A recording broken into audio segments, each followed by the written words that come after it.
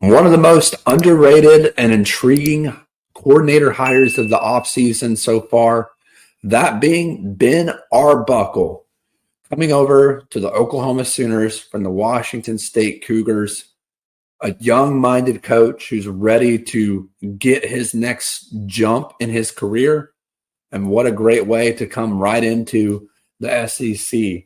Brad, we've talked about coordinator hires so far, and a lot of these names have been very well known. Mm-hmm.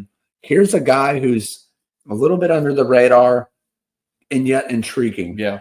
We know what he was able to do with John Mateer at Washington State. We're going to get into it as we discuss this, but just off the top of your head, what does this guy bring to Oklahoma? And a team who once thrived in offense has now regressed. Right. And become more dominant in defense and is trying to balance that out with a really good offense. You said it perfectly. I want to start off by saying to our Oklahoma fans, our Oklahoma viewers, I really like Brent Venables. I thought this was a good hire. Very good hire. But it's been, I mean, let's be honest, it's been up and down so far. And you mentioned Oklahoma has, almost gone by the way of being a defensive team. They were last year. I mean, you look at just the Alabama game. They were really, really good defensively, but struggled. Absolutely, Tennessee. They've struggled at times to get going offensively. Nate, we talked about Venables' first couple of years there. He has Jeff Levy. Oklahoma's last year in the Big 12, they were a top 5 offense. Things really looked good, and then their first year in the SEC, they really, really struggled offensively. Now, I do want to preface. They had a lot of injuries. I think they were down like at one point their top 6 or 7 wide receivers. But also reading some Oklahoma fan sites, they were frustrated with the offensive coordinator hire. They thought Brent Venables wanted to keep it, in the Oklahoma family. They thought he wanted to keep it safe, and they were very, very frustrated. They saw an opportunity, with Jackson Arnold with a good receiving core before the injuries, and they didn't like the way it went. So. What does Brent Venables do? He goes out, he really kind of cleans house there, and he brings in Ben Arbuckle. For those of you that don't know about this guy, Nate, he's got a fascinating story. He is 29 years old. He's going to turn 30, about 3 weeks into the season. He was an offensive coordinator a couple of years in the state of Texas. He then goes to Western Kentucky. He was the OC there for a year, goes to Washington State for 2 years, and now he's here at a major college football program in the SEC. We're talking about a guy that if he has, I think he'll be at Oklahoma 2 years. If he has 2 really good years, we're talking about a guy that at 31, 32 years old is going to be a head coach. I love, this guy's a few years younger than I am. I love that younger coaches are getting the opportunity in college and the NFL. But getting this guy runs an up-tempo air raid offense. And when you hear air raid, you're thinking, okay, they're going to throw it 60, 70 times a game and, not have a running game. Not with this guy. Nate, we were talking about this off the air. His new quarterback who followed him from Washington State was the leading rusher last year. John Mateer averaged almost 69 a game. They had another guy that averaged, 61. This was an offense in Washington State last year. They averaged 166 on the ground. He likes to run the football. This to me, it was, I would say, an underrated hire because this guy's very, very young, and you wonder about that. But if you're a Washington State fan, you know what this guy's capable of. This was an A++ hire from Brent Venables. Yeah, very young guy, but knows his stuff. Absolutely. Comes from the air raid system. Mentored by Zach Kitley, who is the new head coach at FAU. Right. Former Texas Tech guy. We're both huge fans of him. That was a great move, too. Great hire. And I say all that to say, at some point, all of these guys, and by all of these guys, I mean Arbuckle and Zach Kitley, they learned under Mike Leach. Right. This is their offense. And when you think of some of the best offensive-minded people, both in college football and NFL, they like to run first. Right. Contrary to belief, they like to run because what is the air raid about? It's about setting up the play action and getting the deep ball. Well, when you have the ability to run the football, the RPO game is so dangerous. It's so dangerous. Secondly, coming into the SEC, you're going to have to run the ball. Absolutely. If you expect to throw the ball 40 times in a game, you're going to lose. Right. And you don't even have to tell me who you're playing against, because even a team like Vanderbilt has proven that they can show up and play tough physical football. So it's not going to be an easy transition for this guy. However, I think he's going into a really good fit. I think he's coaching under a defensive-minded head coach, which I think is only going to help his development. I think he's learned so much under these offensive gurus. Now he gets a chance to learn under one of the best defensive coaches college football has ever had in Brent Venables. Absolutely. You hit the nail on the head. Something, and I love what you just said, when you have an offensive guy like this come and coach under a defensive head coach, he's essentially the head coach of the offense. I mean, and he knows that, yes, Coach Venables is going to have input. You know, he's going to obviously be, you know, the into the tracks when it comes to if we're going for it on fourth down. But I think it gives Ben Arbuckle peace and honestly confidence.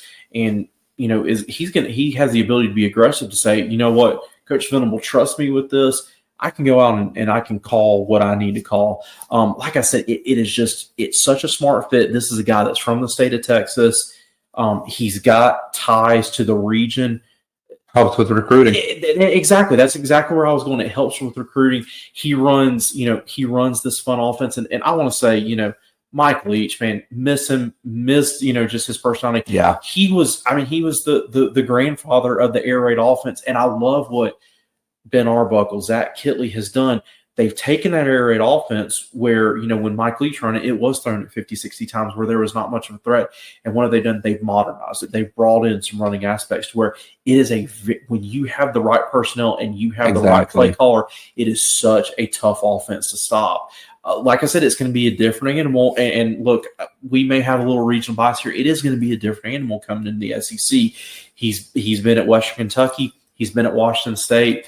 You know, it's going to be a different animal when you're having to go against SEC front sevens. But I think with John Mateer and I think with Oklahoma's chance and their past history to be explosive on offense, it's there for him to succeed.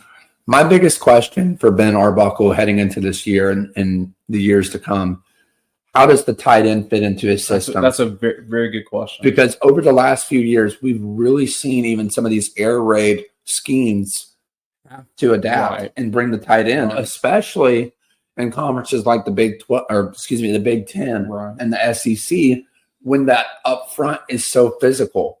You have to have a good tight end that is versatile, someone who can run block, someone who can pass block, and someone who can shed the block and find that open hole in the zone coverage, pick up 5, 10, 15 yards. Yeah.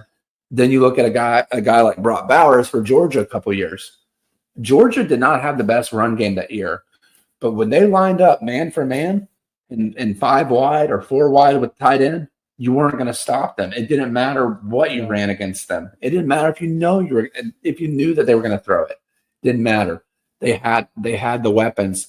That's my question heading into this year. Yeah, I think that's very fair.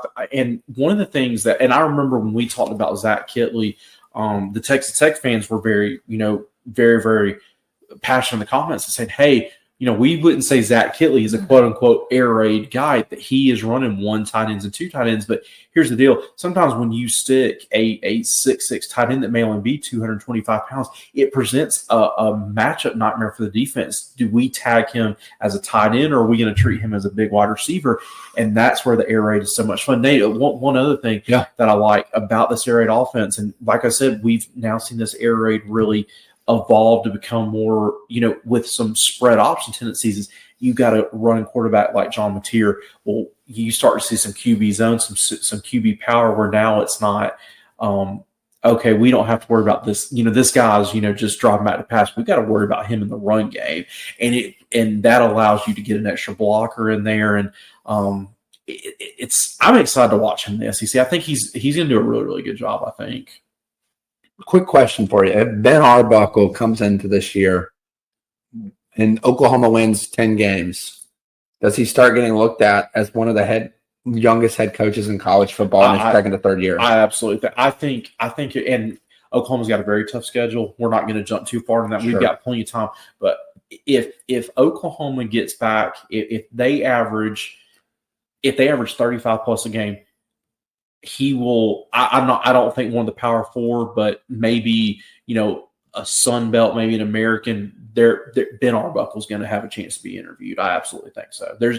He's, like I said, explosive offense at Western Kentucky, explosive offense at Washington State, and now the chance to go to a blue chip program like Oklahoma in the SEC. Absolutely. You see, he's just climbing the steps, and the next step for him as head coach. I absolutely think so. Yeah. And getting such a head start compared to some of the other guys coming up. We see young coordinators so often, never a guy this young. Right. And this guy's like around our age. It's crazy. Yeah. Usually they're, mid-30s, late 30s, still young. Right. Now we're getting down in the 20s. It's getting crazy now, Brad. Yeah. If you're an Oklahoma fan, let us know down in the comments if you think Ben Arbuckle is a great replacement to be the next OC for your Sooners. Is it going to be sooner rather than later? Unintended. Be sure to subscribe down below, give this video a thumbs up, and set that bell notification so you can stay up to date when we post our latest video. We'll see you next week. It's time to break the huddle.